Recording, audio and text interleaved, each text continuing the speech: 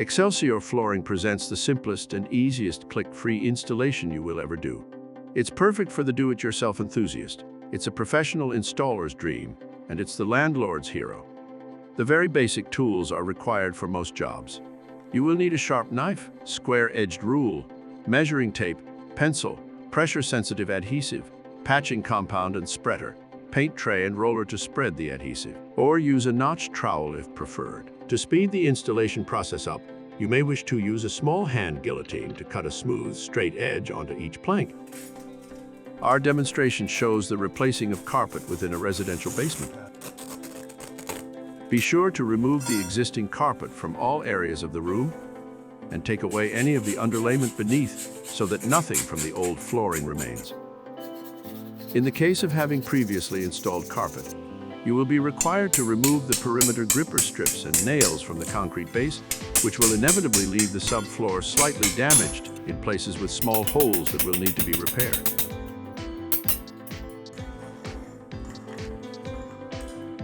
Once the area has been cleared of the older flooring products, brush or sweep the remaining debris away so that you have a clear subfloor available to you for the preparation needed before our luxury vinyl planks can be laid.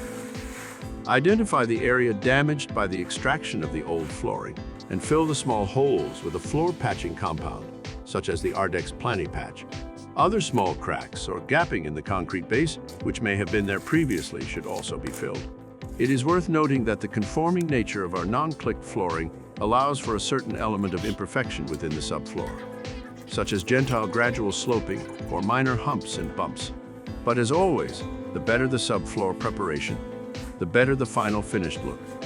Once the patching itself is dried, make a final sweep across the floor to clear any remaining dust or debris, and then you are ready to start the first process of installation. To ensure that our luxury vinyl planks are laid squarely across the floor of your room, lay out the first row that you intend to install and trim any edges that need to be adjusted in order to fit to the edge of the room for a clean, straight line. If you have no baseboards, push the planks up tight to the perimeter wall without leaving any expansion gap. Baseboards can be added later and positioned on top of the planks. If you have baseboards in position already, the same action applies to the planks, whereby they are required to be pushed tightly against the edge.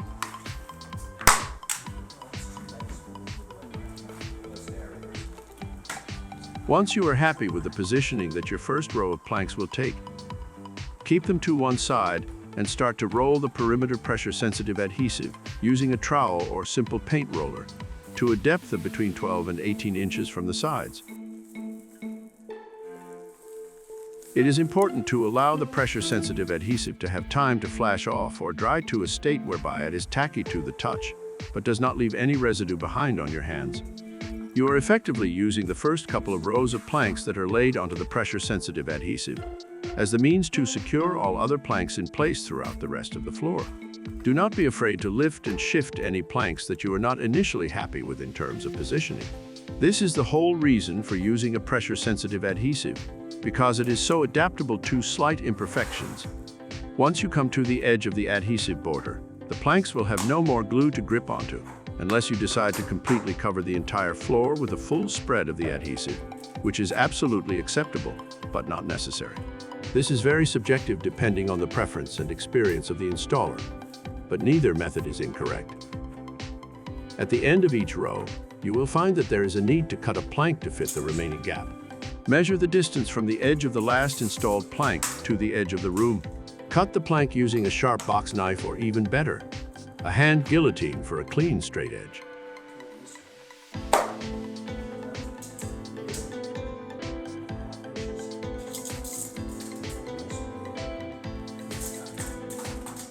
Remember to measure so that there is a tight, snug fit for all planks. You may want to use each off-cut to begin the next row, and this will allow for a staggered pattern within the finished look of the floor.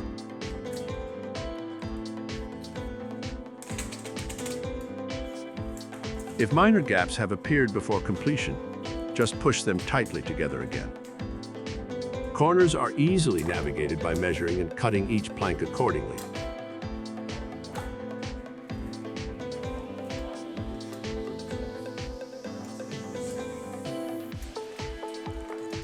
And once you have transcended from one side of the room to the other, you will be left with one final row to be laid.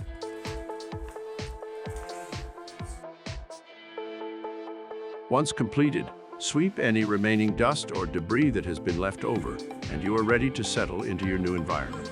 Due to the simplicity of the cutting and trimming process of the planks, you will have very little waste left over. And let's just say that at some time in the future, the flooring is accidentally damaged by the moving of heavy furniture. Well, the non-gluing or full-spread pressure-sensitive adhesive process used for installing the planks allows for a fast, effective, and trouble-free removal of an individual plank to be replaced by a spare or by another, which may have laid under a piece of furniture previously. Repaired in a matter of seconds, a do-it-yourself concept that is welcomed and loved by installers of all classification, and it is certainly the landlord's hero.